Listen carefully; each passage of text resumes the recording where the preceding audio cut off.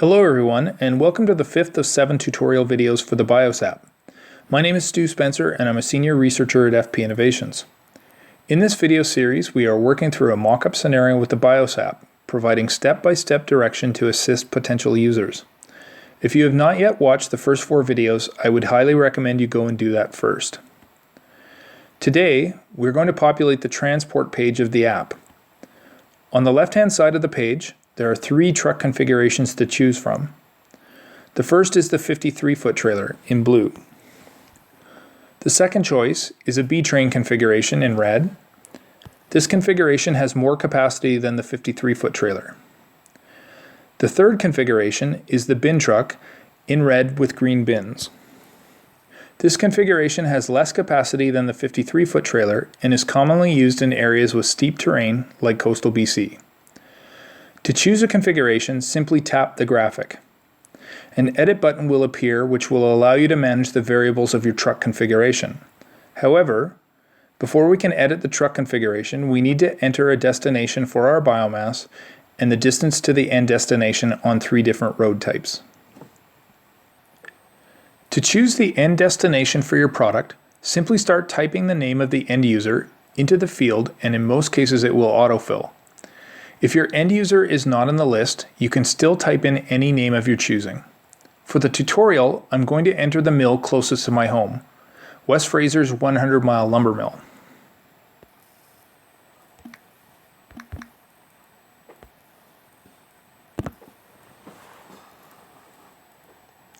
You will now need to add the distances for the 3 road types, for which I'll quickly give a brief description.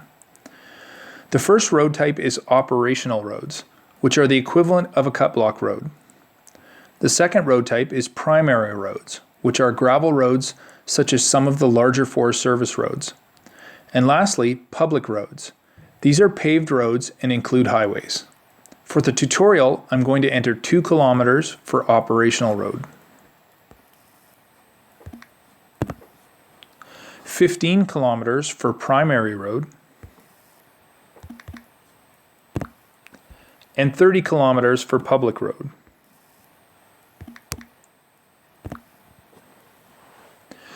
You can likely measure the actual road distances in Google Earth, or you may wish to drive the route and record the distances with your odometer. Now that we have entered the destination and distances, we are going to edit the truck configuration by pressing the big green edit button beside our configuration of choice.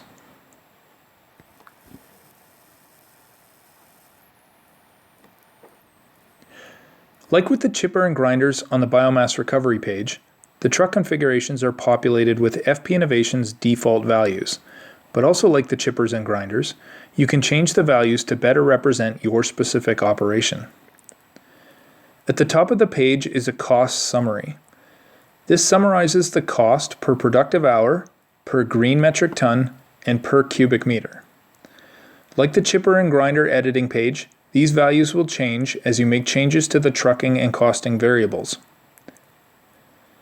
In the truck and trailer property section, you can change the tare weight of the truck, the maximum loaded weight, and the trailer volume.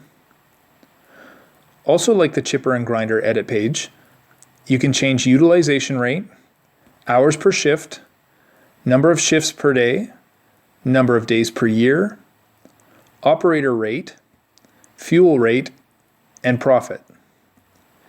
Different from the biomass recovery page is the loading and unloading time. This is an aggregate of the average time to load and unload your trucks and is used to create a cycle time for the transportation part of your operation. Another feature of the edit transport function is the ability to change road speeds and fuel consumption. Simply tap Speed Fuel Consumption near the bottom right side of the page. The Speed Fuel Consumption edit page is based around the 3 road types explained earlier. For each of these road types, you can change the empty and loaded speeds.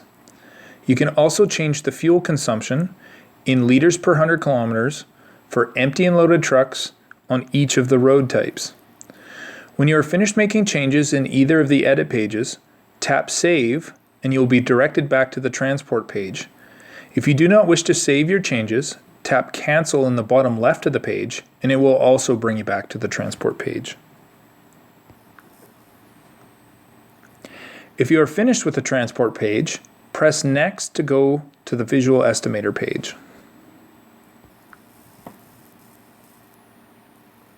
So this ends our 5th video. Thanks very much for watching, and we'll see you in the next video where we'll look at the Visual Estimator page and all of the features associated with it.